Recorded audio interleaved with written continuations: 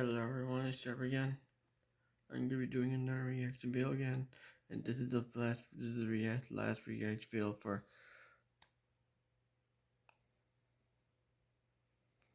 this month. So yeah, I'm gonna be doing this version of doing 3 true scary McDonald's customer service stories, and I'm gonna be reacting to it. So yeah, I'm gonna be reacting to it. So before I even start, I want to give a disclaimer. If you do not like the content I make, the reaction videos, or any stuff I do on my channel, if you don't like them, don't watch it. Go somewhere else then, because all you're gonna be doing and you thinking heads are gonna be doing is giving me a view, and that's the damn truth, everyone. Damn truth.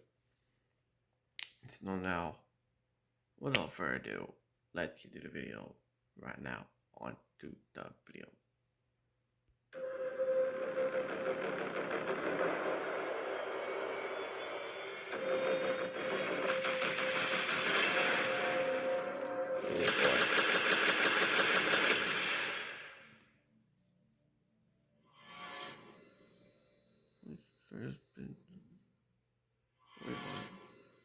When I was in middle school, I lived with my younger sister, Callie, who was 3 at the time, and my mom in a tiny apartment in a bad part of town. My mom had left my dad when we were young, and she had become the sole provider for my family ever since. One of her cousins worked at the local McDonald's, which was not far from where we lived, so that was where my mom would drop me off until she got home from work and could pick us up. I was responsible for watching Callie during this time. While it might sound like kind of an annoying job to have, I didn't mind it at all. My mom's cousin would give both of us free food, and I could work on homework while Callie played in the indoor playground. One night my mom was running late to pick us up, and it was getting dark out. The restaurant was pretty quiet with only a few customers here and there. 2 men walked in the door and looked around. They both grabbed sodas and then sat down at a table right next to mine. I remember thinking it was strange because there were plenty of other open tables. I minded my own business and continued doing my homework, looking up every few minutes to make sure Callie was okay on the playground. I could see her clearly from where I was sitting. Suddenly, one of the men sat down at my table. It startled me, making me gasp out loud. The man apologized for scaring me and then told me the reason he had come over was that he thought he knew my dad. I explained to him that I hadn't seen my dad in years and that he wasn't even in the state. This didn't seem to faze the man as he went on to ask me questions about school, sports, and what I did for fun. I was so confused about why he was asking me this and why he even cared. He then noticed a cross necklace I was wearing and began asking me questions about my religion and where I went to church. Several minutes had gone by and I realized I hadn't checked on Callie. The man was blocking my vision of the play area. I craned my neck to look past him and I couldn't see her anywhere. Was she hiding in the tube slide? Had she come back in the dining area when I wasn't watching? I began to go into panic mode. The man was still asking me questions, but I stood up and told him that I needed to find my sister. I sprinted to the play area, scanning the area for Callie, who was nowhere in sight. I then glanced out the window into the parking lot just in time to see the man who had come in with the guy who had sat down at my table. He was carrying Callie, kicking and screaming into a nearby truck. I screamed for my cousin to call 911 and told him that Callie was being kidnapped. My cousin is a big guy who was in his 20s at the time. He told his coworker to call 911 and he ran out into the parking lot with me, followed by 2 of his other male coworkers. By this point, the man was struggling to get Callie into the vehicle. When he saw my cousin and his coworkers coming towards him, he panicked and left my sister on the parking lot ground before jumping in his vehicle and driving off. Luckily, my cousin was able to get a picture of the license plate. The police were able to locate him, but not the man he had come in with that was trying to distract me at the time so I wouldn't see what was going on. I can't believe how close I came to probably never seeing my little sister again. When I was in high school, I worked at the local McDonald's to make some extra money and save up for college. I usually would start my shift at around 3:30 p.m. and would finish up around 9 p.m. As much as McDonald's gets a bad rep, it really wasn't a bad job. I worked with other kids my age, and we all made the best of it. On one particular day, it was about an hour until the end of my shift, and I was anxious to go home. It had been a long day, and I had a pile of homework waiting for me. The restaurant was pretty empty, and I was sweeping the floor when a disheveled-looking older man walked in. I sat my broom down and headed back to the register so I could take his order. The man approached the counter and stood there for a strangely long time. He wasn't looking at the menu, but instead staring at me, a creepy look on his face. After some time went by, I began to get uncomfortable, so I cleared my throat and asked him if he was ready to order. He finally spoke up and asked for only a Coke. After I put the money he gave me in the register, I got him his drink. When I reached out to hand it to him, his fingers grazed my hand in a way that definitely seemed purposeful. I reached my hand back quickly and turned away to go back to tidying up behind the counter. But I could still feel the man watching me and realized he hadn't moved. He hadn't even taken a sip of his drink. He was just standing there, staring at me with a bizarre smile on his face. That's just creepy. I did my best to pretend I didn't see him. He then spoke up again and asked me what my name was. I thought this was odd because I was wearing a name tag at the time that was visible. I told him my name anyway. The dude blind? But his questions didn't stop there. He continued to carry on a conversation with me, seemingly not aware that I was uncomfortable. He asked me personal questions like what area of town I was from and what grade I was in at school. I only gave him very vague answers, knowing that I needed to protect my own privacy.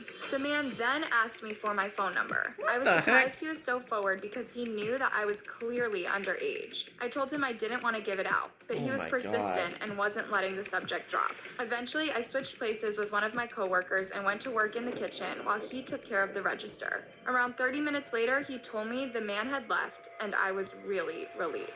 The shift went on without incident, and eventually it was time for me to leave. I clocked out, said goodbye to my coworkers, and headed out into the dark parking lot to my car.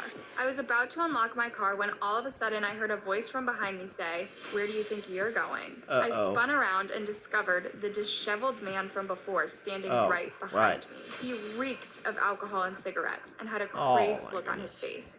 Before I could even process what was happening, he lunged at me, grabbing my arm with shocking strength.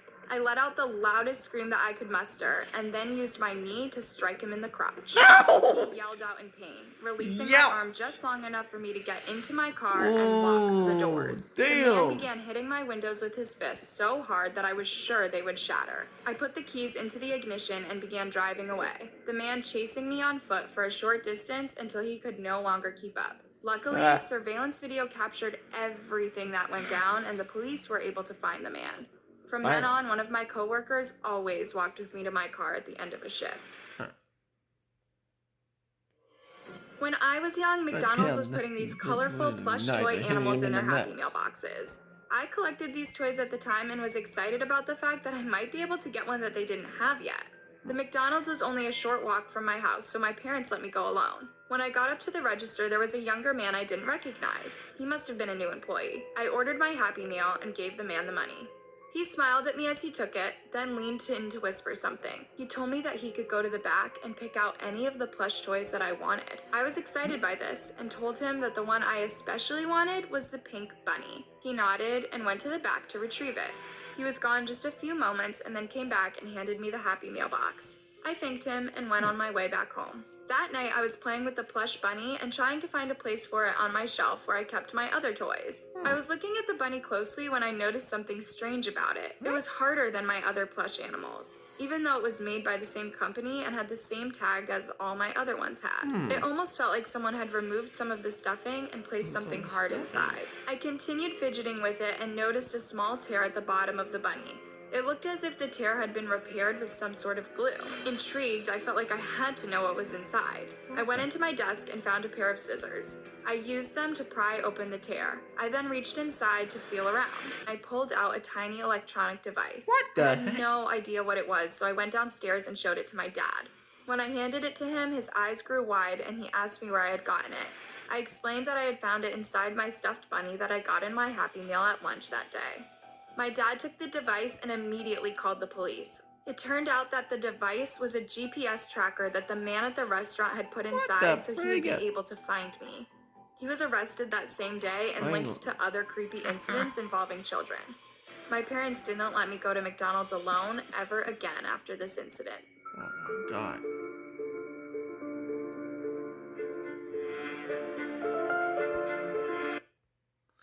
So yeah, that's the end of it. So yeah, God.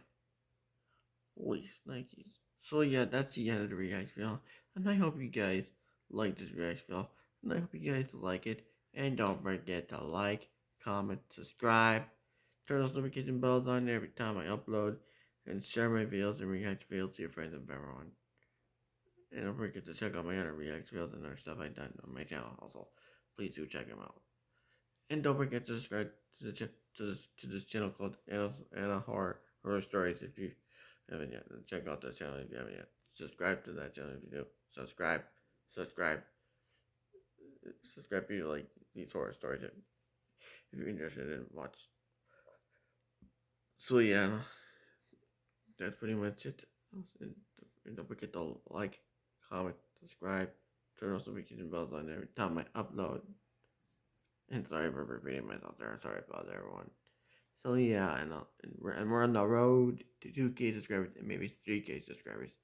So yeah, and that's pretty much in the reaction video. And I'll see y'all all in the next banger for more banger reactions to come. So no, this is the last one for the end of this month. So for now, I'll see you all in the next time.